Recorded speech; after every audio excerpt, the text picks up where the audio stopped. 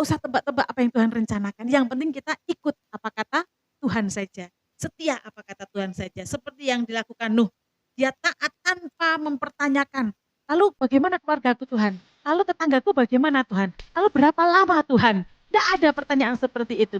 Dia melakukan ayat yang ke-22 tadi ya. Nuh melakukan seperti apa yang Tuhan. Tidak ada bantah-bantah.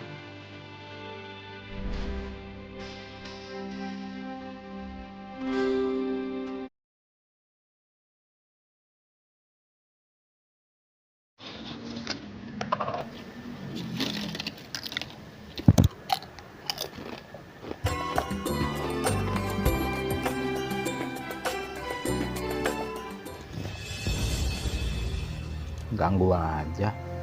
Lagi nonton Alpetra nih. Tolong jangan diganggu. Sorry ya, lagi serius.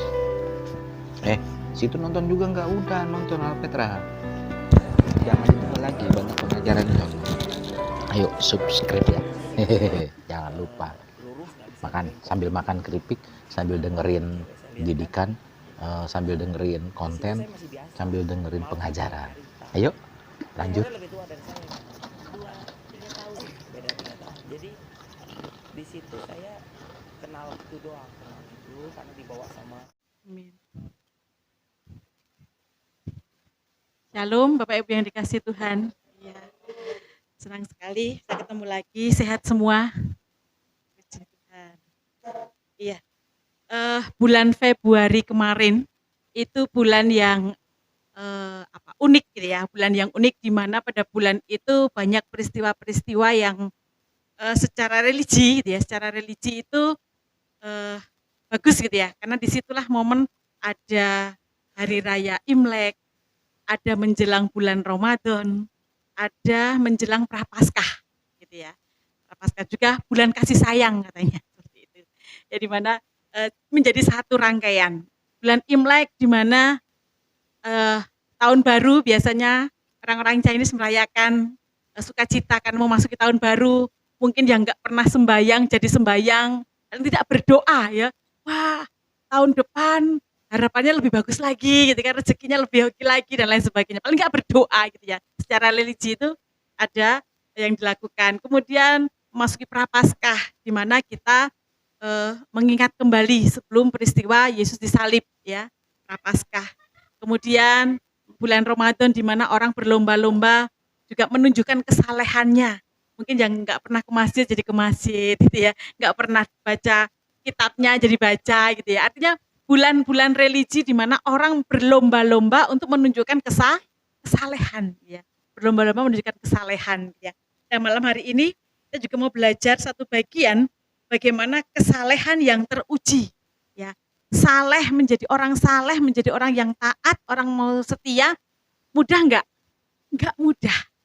Tantangannya banyak, apalagi yang Kristen Katolik itu biasanya menjelang Prapaskah itu kan juga melakukan puasa ya. Nah, dengan model yang berbeda-beda, ada yang pantangan, ada yang 12 jam, ada yang macam-macam ya, sesuai dengan pemahaman dan kekuatan dirinya gitu ya. Nah, artinya orang mulai menata dirinya supaya semakin dekat dengan Tuhan, semakin merasa bersyukur. Dengan puasa itu kan paling tidak orang mulai bersyukur gitu ya, merasakan oh gini tuh rasanya belum makan seharian gitu ya. Jadi puasa itu bukan hanya menahan lapar ya, nanti sore makannya apa, menunya apa ya, selama sehari hanya mengingat makan apa, masak apa, menunya apa gitu ya. Tapi tidak, dalam orang Kristen puasa bukan hanya sekedar puasa menahan lapar atau menahan emosi, tetapi disitulah doa-doa dinaikkan. Ya mau doa untuk gereja, doa bangsa negara, doa keluarga, doa tetangga, doa pokoknya banyak yang didoakan kalau orang Kristen gitu ya. Jadi orang Kristiani berdoa, puasa bukan hanya berpuasa, menahan diri, menahan emosi, tetapi juga menaikkan segala doa gitu ya. Nah, malam hari ini kita mau belajar dari satu tokoh di mana kesalehannya itu diuji oleh Tuhan, ya, kesalehannya diuji oleh Tuhan dan ternyata sangat teruji, hasilnya memuaskan gitu ya. Karena yang namanya ujian itu pasti ada hasilnya gitu ya. Anak sekolah ujian ada nilainya untuk naik tingkat berikutnya. Nah, kita pun juga secara rohani juga Tuhan izinkan kita diuji untuk apa? Sejauh mana ya kesetiaan kita, keimanan kita, kepasrahan kita, bahkan ketaatan kita kepada Tuhan. Di dalam Kejadian pasal 6,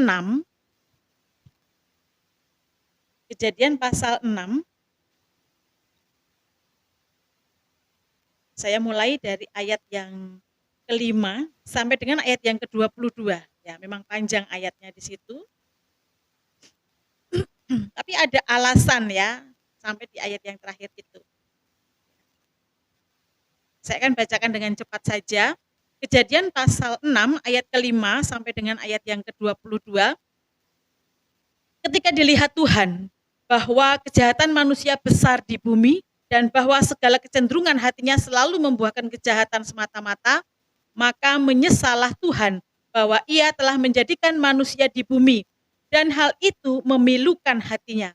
Berfirmanlah Tuhan, aku akan menghapuskan manusia yang telah kuciptakan itu dari muka bumi, baik manusia maupun hewan, dan binatang-binatang melata, dan burung-burung di udara, sebab aku menyesal bahwa aku telah menjadikan mereka.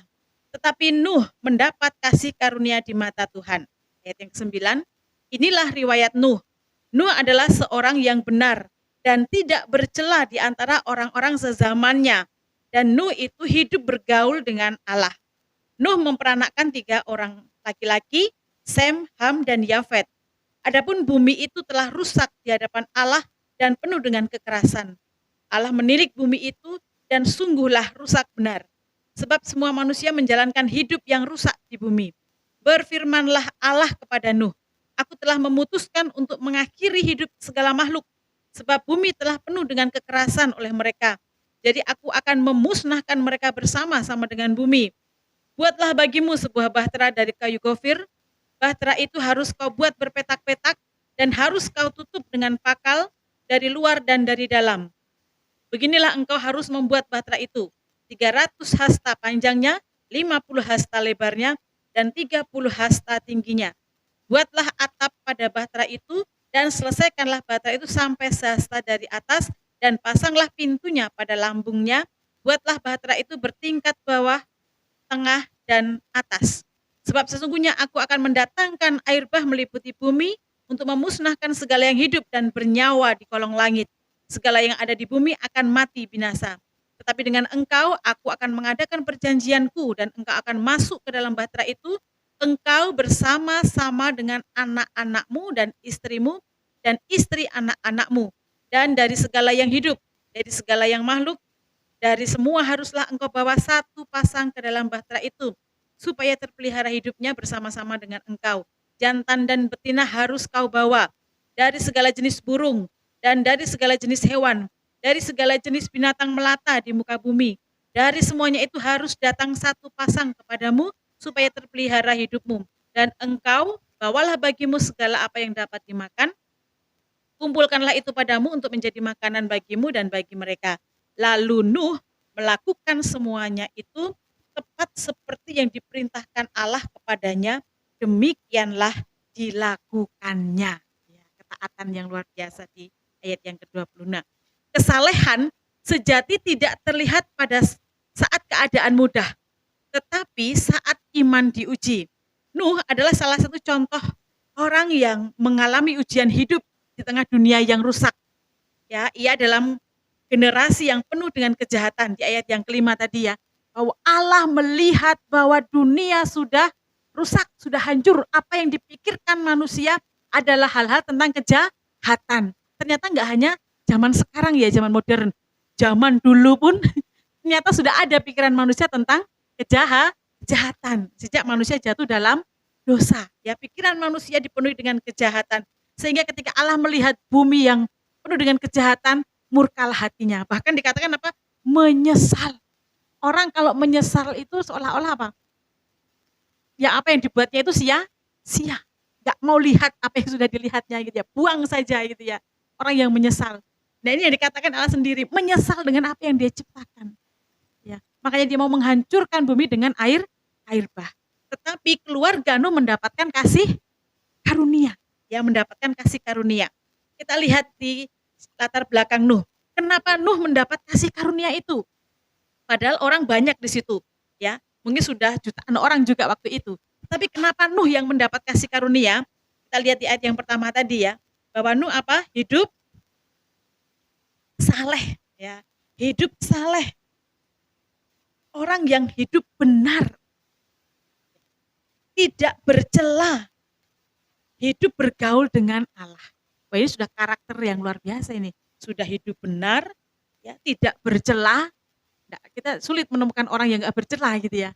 Tapi ini Nuh, pada zaman itu orang banyak melakukan dosa, tetapi Nuh hidup tidak bercela. Dia hidup bergaul dengan Allah. Ya, artinya dia memiliki kedekatan yang baik dengan Tuhan Allah. Ya, di mana waktu itu manusia hidup dalam kejahatan, hati manusia penuh dengan keinginan jahat, tidak takut lagi sama Tuhan, ya, tidak hidup dalam kebenaran. Tetapi ada satu pribadi yang benar-benar layak di hadapan Tuhan, yaitu Nuh. Ya, makanya Nuh mendapat perintah, mendapat amanah untuk melakukan sesuatu yang mungkin dianggap orang itu aneh. Ya, kenapa? Nggak ada hujan, nggak ada petir, disuruh bikin kapal. Ya, kalau hujan terus mungkin disuruh bikin kapal wajar. Ya, ini mungkin nggak ada hujan, nggak ada petir, nggak ada tanda-tanda, tetapi Allah memerintahkan Nuh untuk membuat bahtera. Ya, yang tadi disebutkan tinggi lebarnya ya, itu bukan hanya kapal pesiar ya, tapi kapal yang sangat-sangat besar karena di situ semua masuk makhluk ya. Semua makhluk masuk di situ. Ya. Jadi kesalehan sejati tidak tergantung pada lingkungan, tetapi pada hubungan dengan Tuhan.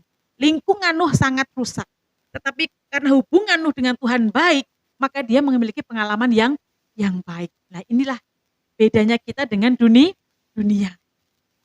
Ketika kita mau taat sama Tuhan, kita mau tunduk sama Tuhan, harus belajar menata diri agar kita hidup benar-benar saleh di hadapan Tuhan. Ya, mau belajar taat sama Tuhan. Kita lihat bukti kesalehan Nuh yang teruji. Mau menjadi orang taat dan setia ternyata tidak mudah. Ya, ada ujiannya.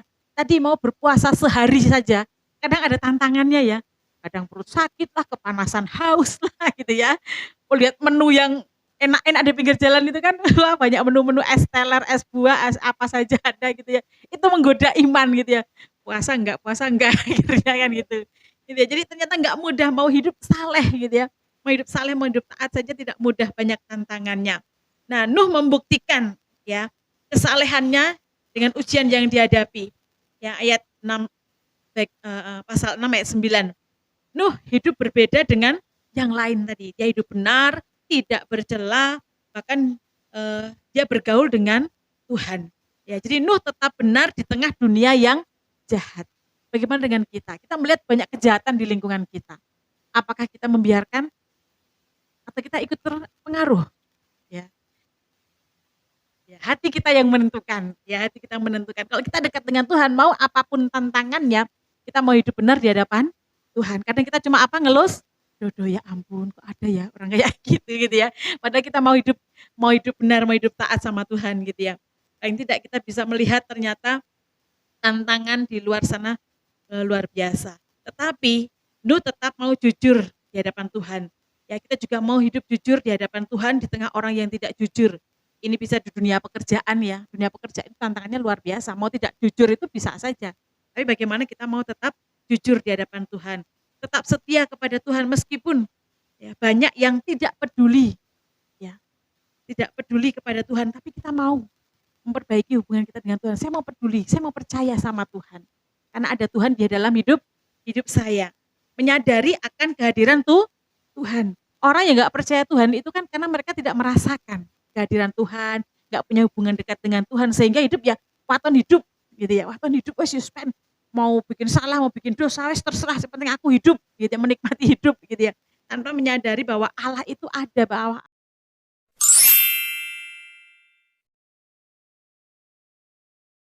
alami ya, mesti paling tidak baru nonggo sedikit, baru main sedikit pasti apa diajak ngerasani, diajak gosip gitu ya.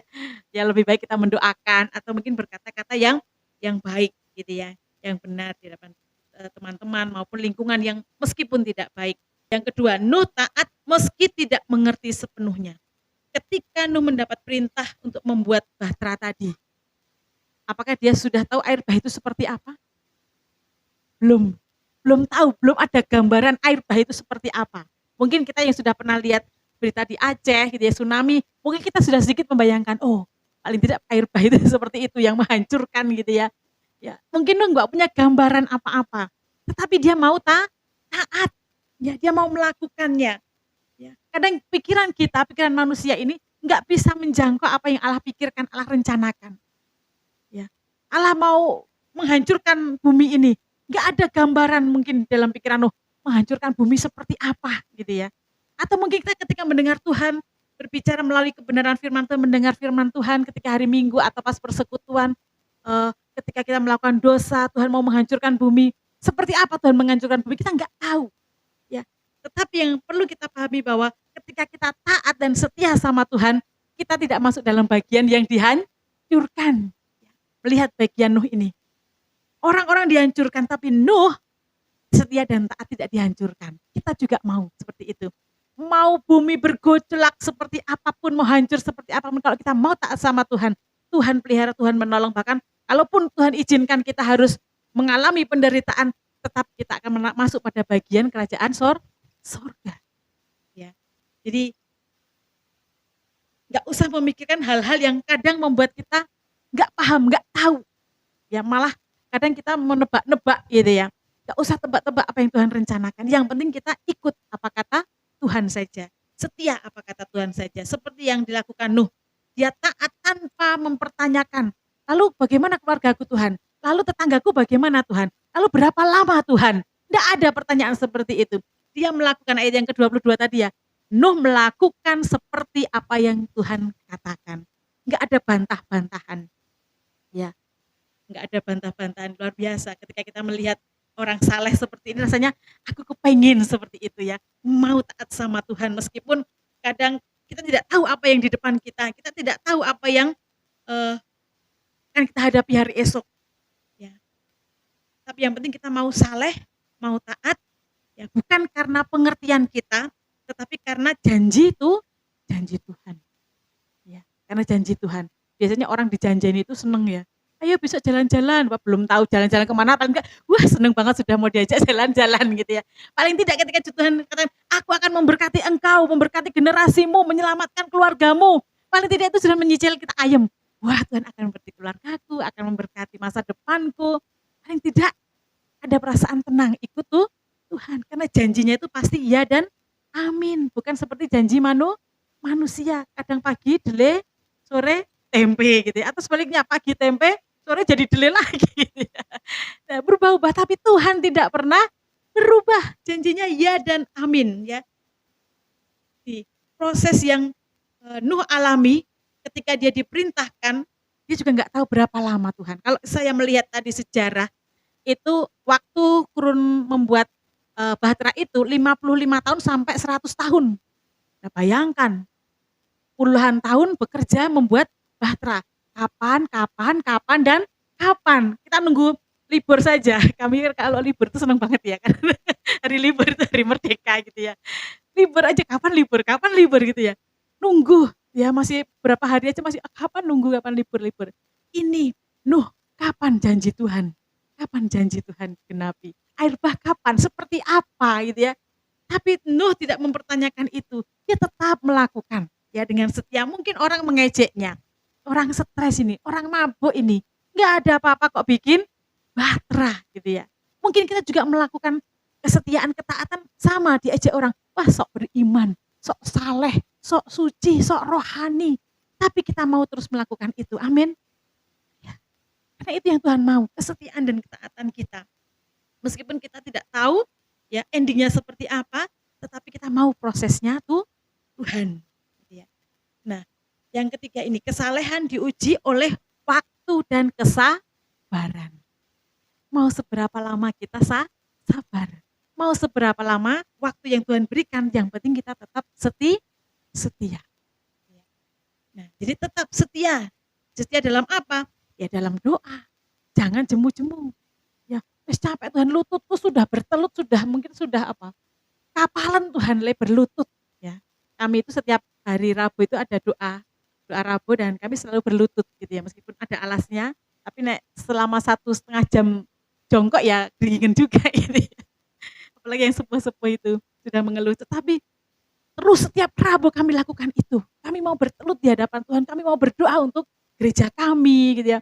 Pergumulan sound system lah, pergumulan pembangunan lah dan lain sebagainya. Kami mau berlutut di hadapan Tuhan. Mungkin sampai geringgingan, sampai kadang berdiri aja nggak terasa ya. Tapi kami mau taat Tuhan. Ya kebetulan yang datang doa Rabu itu biasanya yang sepuh-sepuh, yang muda-muda itu entah kemana. Sepuh-sepuh tapi mau berlutut sampai geringgingan, sampai ya capek 1,5 jam kami berdoa, 1 jam kami berdoa berlutut di hadapan Tuhan. Kami nggak jemu-jemu, karena itu yang menguatkan kita. Ya, itu yang membawa kedekatan kita dengan Tuhan. Kemudian setia melayani. Ya, kami di persekutuan pos itu juga isinya lansia-lansia. Jadi yang ya MC, yang kesaksian, ya lansia-lansia ini. Di tengah keterbatasan mereka, tapi mereka mau melayani. Memang kalau yang minggu itu kan anak muda, ya. Tapi yang pos-pos itu biasanya lansia-lansia karena waktunya malam minggu gitu ya. Jadi, tapi kami melihat kesetiaan orang-orang yang lansia ini luar biasa. Ya, menjadi contoh buat saya juga melayani. Ya jangan hanya nunggu waktu slow, tapi ketika usia sudah lanjut, rambut sudah memutih, tetap ambil bagian melayani. Ya, luar biasa ketika Tuhan melihat orang-orang yang mau berdoa, mau melayani, bahkan tidak menyerah dalam imannya sampai Tuhan panggil. Ya, membuktikan bahwa waktu proses tetap dilalui dengan kesetiaan dan ketaatan. Bukan hanya setia tok, tapi juga taat. Ya, luar biasa. Juga teladan Nuh yang diberikan buat kita. Nuh menyelamatkan keluarganya melalui kesalehannya. Kita lihat di endingnya tadi, siapa yang masuk bahtera? Selain hewan-hewan tadi, 3 ya istrinya, 3 anaknya, dan 3 mantunya. Ini yang diselamatkan, artinya satu keluarga. Saya yakin ketika Bapak, Ibu berdoa, bergumul dengan kehidupan sehari-hari, mungkin ada anaknya, mantunya, cucunya yang susah berdoa, susah ke gereja, bahkan nggak ke gereja, doakan. Karena doa, kesetiaan, iman bisa membawa keluarga. Ya. Kami juga mengalami hal itu. Banyak jemaat kami yang entah anaknya kemana. Tetapi ketika kami berlutut di hadapan Tuhan, kami rindu mendoakan mereka untuk kembali kepada Tuhan. Iman seorang ayah, ya iman seorang ayah bisa berdampak bagi keluarga. Iman seorang ibu, iman seorang yang benar-benar percaya kepada Tuhan akan berdampak pada keluarga. Ya, kami bersyukur keluarga kami dari anak, cucu, sampai cicit sekarang, puji Tuhan semua ambil bagian melayani. Bahkan kalau minggu itu kadang saya firman, anak saya musik, ponakan saya MC, ya yang satu juga singer lagi. Jadi yang di depan itu satu keluarga. Kami senang melayani, karena itu yang Tuhan mau gitu ya. Karena dengan ketaatan kita, dengan pelayanan kita, dengan iman kita, keluarga kita diselamatkan. Jangan egois, ya. Jangan lah anakku ben sibuk sendiri, saya juga sibuk sendiri, jangan. Ya. Kalau sibuk sama-sama melayani nggak masalah ya. Tapi kalau sibuknya entah kemana, ya. Anak saya pun juga sibuk, tapi ayo kamu waktunya latihan. Ya. Ada basket mah tunda dulu. Ya besok masih ada, ayo latihan, waktunya latihan. Kamu mau melayani Tuhan, kasih yang terbaik. Jangan sak-sae. Tentang kamu bisa, jangan sak-sae. Ayo latihan. Kompakkan, keharmonisan untuk menyembah Tuhan. Ya. Kita, keluarga ini yang harus mendorong, mengingatkan mereka melayani bukan untuk manusia, tapi untuk Tuhan. Masa kasih Tuhan yang terjelek, sak-sae. Ya kan? Kasih yang terbaik. Bahkan hidup kita pun kalau perlu kita berikan. Karena Tuhan sudah memberikan hidupnya bagi kita. Peristiwa Paskah mengingatkan kita hidupnya Yesus diberikan buat kita menebus dosa kita.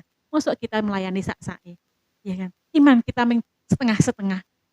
Percaya saat kita bahagia, percaya saat kita diberkati. Tapi ketika nggak ada berkat, ketika kesulitan, kesusahan, saya Tuhan tak cari di sana dulu gitu, nggak bisa. Harus setia sama Tuhan, apapun pergumulannya. Nuh mengalami peristiwa itu. Bahkan ketika kita baca-baca di kitab Perjanjian Lama, banyak tokoh-tokoh juga mengalami hal yang sama. Kisah Ayub, ya kita bisa melihat bagaimana Ayub mengalami hal yang luar biasa, Tuhan pulihkan. Nuh, ya dia hidup bersama dengan keluarganya, sementara yang lain dimusnahkan. Tapi Tuhan menyelamatkan keluarga Nuh. Kita juga mau keluarga kita diselamatkan. Mulai dari siapa? Iman kita. Ayo iman kita ditumbuhkan. Doa yang terus menerus. Ambil bagian pelayani sebisanya. Doa ya doa. MC ya MC. Kalau kesaksian bisanya aku mencerita bagaimana pengalaman Tuhan dalam hidup saya, ceritakan itu kepada orang. Karena dengan kesaksian itulah juga banyak orang mendengar, ya, mendengar. Tadi saya masuk ke sini, ngobrol sama Bapak, suara saya serak-serak karena dari rumah saya sudah batuk-batuk dan latihan. Kamu mau melayani Tuhan, kasih yang terbaik. Jangan sak-sake. Tentang kamu bisa, jangan sak-sake. Ayo latihan. Kompakkan, keharmonisan untuk menyembah Tuhan. Ya. Kita, keluarga ini yang harus mendorong, mengingatkan mereka melayani bukan untuk manusia, tapi untuk Tuhan. Masa kasih Tuhan yang terjelek, sak-sake. Ya kan? Kasih yang terbaik. Bahkan hidup kita pun kalau perlu kita berikan. Karena Tuhan sudah memberikan hidupnya bagi kita. Peristiwa Paskah mengingatkan kita hidupnya Yesus diberikan buat kita menebus dosa kita. Masuk kita melayani sak-sake, ya kan? Iman kita setengah-setengah. Percaya saat kita bahagia, percaya saat kita diberkati. Tapi ketika nggak ada berkat, ketika kesulitan, kesusahan, saya Tuhan tak cari di sana dulu gitu. Nggak bisa. Harus setia sama Tuhan, apapun pergumulannya. Nuh mengalami peristiwa itu. Bahkan ketika kita baca-baca di kitab Perjanjian Lama, banyak tokoh-tokoh juga mengalami hal yang sama. Kisah Ayub, ya kita bisa melihat bagaimana Ayub mengalami hal yang luar biasa. Tuhan pulihkan. Nuh, ya dia hidup bersama dengan keluarganya, sementara yang lain dimusnahkan. Tapi Tuhan menyelamatkan keluarga Nuh. Kita juga mau keluarga kita diselamatkan. Mulai dari siapa? Iman kita. Ayo iman kita ditumbuhkan. Doa yang terus menerus. Ambil bagian pelayani sebisanya. Doa ya doa. MC ya MC. Kalau kesaksian bisanya aku mencerita bagaimana pengalaman Tuhan dalam hidup saya.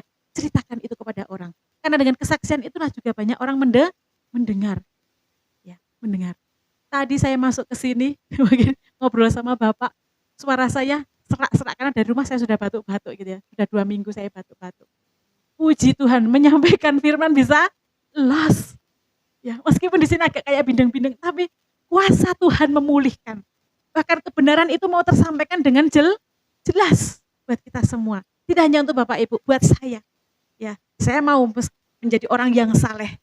Walaupun dalam kesalehan itu banyak ujian, tapi itu yang Tuhan mau supaya kita tetap setia, tetap taat. Ayat yang terakhir di dalam Kejadian pasal 7 ayat 1. Kejadian 7 ayat 1. Masuklah dalam Nuh, engkau dan seisi rumahmu, sebab engkaulah yang kulihat benar di hadapanku di antara orang zaman ini. Kesalehan Nuh membawa berkat bagi keluarganya, luar biasa. Ya, kesalehan Nuh berdampak pada keluarganya. Kesalehan kita, kesetiaan kita, ketaatan kita berdampak bagi keluarga kita. Tidak hanya keluarga, saya yakin tetangga, jemaat yang lain juga akan mengalami dampak ini. Wah itu loh, sakit-sakit tetap datang, hujan-hujan badai tetap datang, tetap melayani. Ya, sehingga apa? Saya juga mau taat seperti dia. Ya. Meskipun tidak melihat berkat apa yang dialami orang itu, tetapi kesetiaan itu bisa juga berdampak bagi orang lain. Ya. Biarlah melalui kehidupan Nuh ini, ya, kita bisa hidup oleh iman, bukan karena penglihatan. Ya. Nuh juga hidup dalam iman, bukan karena penglihatan. Dia belum melihat sesuatu yang besar terjadi dalam hidupnya, sukacitanya atau kebahagiaannya atau berkat yang dia alami. Tetapi ketika dia mengikuti prosesnya Tuhan, ya, dia beriman sungguh-sungguh kepada Tuhan. Apa yang Tuhan katakan, ya, Allah katakan kepadanya, dia lakukan. Luar biasa. Tuhan menjadikan Nuh berkat buat keluarganya. Ibrani pasal 11 ayat 7. Nuh percaya pada sesuatu yang belum dia lihat. Kita buka bersama-sama di dalam Ibrani 11 ayat yang ke-7. Karena iman, maka Nuh dengan petunjuk Allah tentang sesuatu yang belum kelihatan, dengan taat mempersiapkan bahtera untuk menyelamatkan keluarganya, dan karena iman itu ia menghukum dunia, dan ia ditentukan untuk menerima kebenaran sesuai dengan imannya. Luar biasa ya. Dengan iman dan petunjuk Allah, dengan iman dan petunjuk setiap firman Tuhan yang kita dengar, membawa kita untuk menyelamatkan keluarga kita. Tidak hanya keluarga, pasti nanti orang-orang akan melihat kehidupan kita ketika kita mau menjadi orang yang saleh. ya, orang yang taat dan setia kepada Tuhan. Nah, biarlah pada renungan malam hari ini kita semakin diteguhkan, kita memahami bahwa kesalehan bukan hanya dipengaruhi oleh lingkungan, bukan karena faktor keturunan, tetapi karena hubungan kita dengan Tuhan. Meneladani iman dan ketaatan dari Nuh menjadi contoh bahwa pribadi yang saleh dan yang hidup benarlah yang tak bercela, yang dipilih oleh Tuhan. Meskipun Allah bisa memakai siapa saja ya untuk menjadi alatnya, tetapi kalau kita mau taat dan setia kepada Tuhan, tentunya kita juga menjadi bagian dalam pilihan Allah. Tetap setia kepada Tuhan dengan segala keadaan, hidup benar meskipun menghadapi tantangan. Mari kita tundukkan kepala, kita berdoa. Kami mengucap syukur Tuhan buat kasih setia Tuhan yang sungguh luar biasa dalam kehidupan kami. Di saat kami mungkin tidak berdaya, di saat kami menghadapi ujian tantangan kehidupan ini, tapi kami punya Tuhan yang luar biasa yang terus mengingatkan bahwa Engkau selalu ada untuk kami. Kami belajar dari kehidupan Nuh. Nuh meskipun tidak melihat apa yang akan terjadi, bahkan berkat-berkat apa yang dia terima, tetapi Nuh percaya bahwa janji Tuhan ya dan amin. Kami bersyukur Tuhan buat firman malam hari ini meneguhkan iman kami, menguatkan iman kami, untuk membawa keluarga kami juga untuk semakin percaya kepadamu. Terima kasih Bapa di surga, dalam nama Tuhan Yesus kami bersyukur untuk firman malam hari ini. Haleluya. Amin.